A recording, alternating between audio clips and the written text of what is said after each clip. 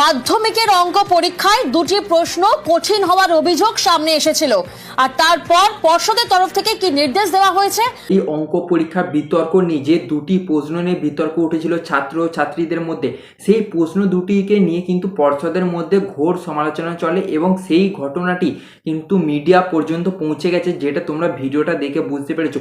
এবং মিডিয়ার মাধ্যমে আমরা যেইটুকু জানতে পেরেছি আজকে সেইটুকু কিন্তু আমরা সম্পূর্ণ বিষয়ে আলোচনা করব, যে পর্ষদ বৈঠকে বসার পর কি জানিয়েছে, এমন কি ফলাফল তোমাদের দেওয়া হবে কি না দেওয়া হবে, এবং সেই মিটিংয়ের মাধ্যমে কি জানায় সম্পূর্ণটুকুই কিন্তু আমরা আলোচনা করব এই ভিডিওর মধ্যে। তার আগে বলে দিই, তুমি যদি আমার চ্যানেলে নতুন হয়ে থাকে তাহলে অবশ্যই কিন্তু বেল আইকনটা প্রেস করে দাও, সাবস্ক্রাইব করে দাও এবং পরবর্তী আপডেটের জন্য কিন্তু অপেক্ষা করো এবং তোমাদের বন্ধুদের প্রচুর প্রচুর শেয়ার করো। এবং তোমরা যদি এই প্রশ্ন দুটি একটু অঙ্ক করে থাকে তাহলে কিন্তু অবশ্যই কমেন্টের মাধ্যমে জানাও, কারণ এই প্রশ্নের নাম্বারটা কিন্তু সকল স্টুডেন্ট পাবে না। তো সকলের জন্য কিন্তু এটা ভালো খবর না, কিছু কিছু স্টুডেন্টদের জন্য এটা খারাপ খবর হতে চলেছে। তো অ্যাকচুয়ালি কি বলেছে দেখো, গত দুদিন আগে যে অঙ্ক পরীক্ষা হয়েছিল তার মধ্যে দুটি প্রশ্ন নিয়ে বিতর্ক উঠেছিল। কোন প্রশ্ন দুটি? 3-এর দাগের 1-এর প্রশ্নটি এবং 5-এর দাগের 2-এর প্রশ্নটি। এটি সম্পূর্ণ আলাদা হতে পারে অন্য জোনের, আমি কলকাতার জোনের হিসাবে কথা বলছি, কিন্তু 3-এর দাগের 1-এর প্রশ্নটি এবং 5-এর দাগের 2-এর প্রশ্নটি, এই প্রশ্ন দুটি নিয়ে বিতর্ক ওঠে। যে স্টুডেন্টরা জানায় যে এই প্রশ্ন দুটি বাইরে থেকে এসেছে, সিলেবাসের বাইরে থেকে, এবং ঘোর কঠিন প্রশ্ন তৈরি হয়েছে।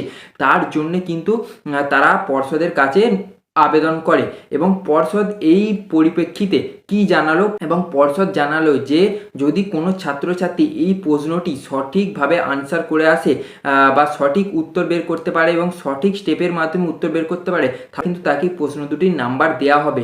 অথবা এর পরেও আবার যখন উচ্চ শিক্ষা পর্ষদের মূল্যায়ন কমিটিকে নিয়ে বৈঠকে বসা হয়, এই সঙ্গে যখন এই বিশেষজ্ঞ কমিটির কাছে এই দুটি প্রশ্ন নিয়ে অভিযোগ ওঠে, তখন এই বিশেষজ্ঞ কমিটি যা জানায় সেই ঘটনাকে মান্যতা দিয়ে কিন্তু আমাদের মধ্যশিক্ষা পর্ষদ কিন্তু পরিষ্কারভাবে জানিয়েছে যে তুমি যদি অ্যান্সার করে থাকো এবং সঠিক স্টেপে যদি অ্যান্সার করে থাকো তাহলে কিন্তু তোমাকে অ্যান্সারের নাম্বার দেওয়া হবে।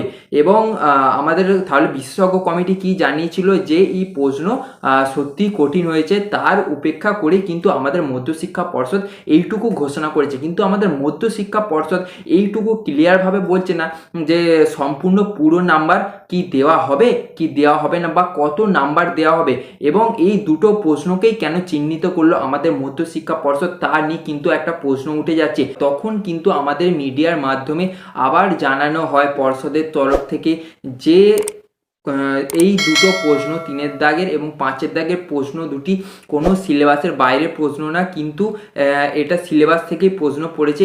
যেই ছাত্রছাত্রীরা এই প্রশ্ন দুটি সঠিকভাবে অ্যান্সার করে আসবে তাদেরকে নাম্বার দেবে, এইটুকু কিন্তু পর্ষদের তরফ থেকে জানানো যায় এই নোটিশটির মাধ্যমে।